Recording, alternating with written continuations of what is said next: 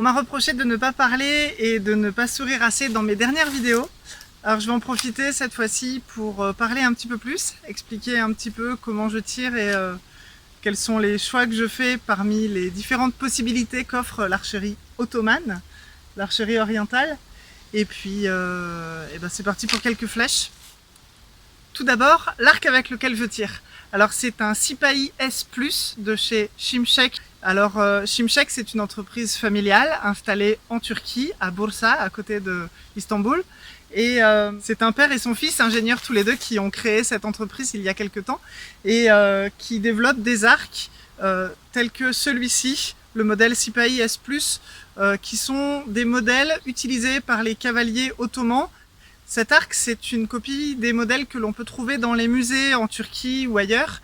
L'arc est très court, comme sur les arcs des cavaliers en général. Pour ne pas être gêné à cheval, on utilise des arcs courts, avec une courbure plus ou moins prononcée, qui va décupler la puissance de l'arc. Cet arc-là, ce Sipahi S+, fait 36 livres à mon allonge, à 28 pouces à peu près. Et c'est un arc avec lequel je tire des flèches que j'ai fabriquées moi-même. Alors tout d'abord, plusieurs positions pour porter les flèches. Dans ma dernière vidéo, j'en montre 3. Celle que j'utilise la plus souvent, essayons ici avec 3 flèches, c'est comme ça. Voilà, ça me permet de laisser l'index et le pouce libres pour la décoche au pouce toujours, tout en ayant un réservoir de 3, 5, 6 flèches éventuellement qui vont tenir entre le 3e et le 2e doigt. Donc ça permet une encoche rapide. Concernant le point d'encoche, alors moi par habitude, j'ai commencé au longbow et par habitude, j'arme à la bouche, à la commissure des lèvres.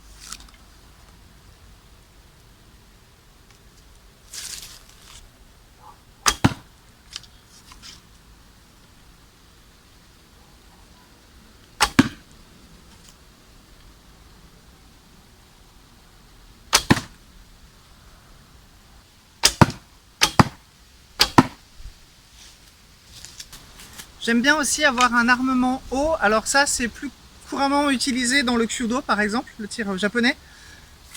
Ça permet de monter et de prendre plus le temps pour expirer au moment où on redescend l'arc jusqu'au point de visée.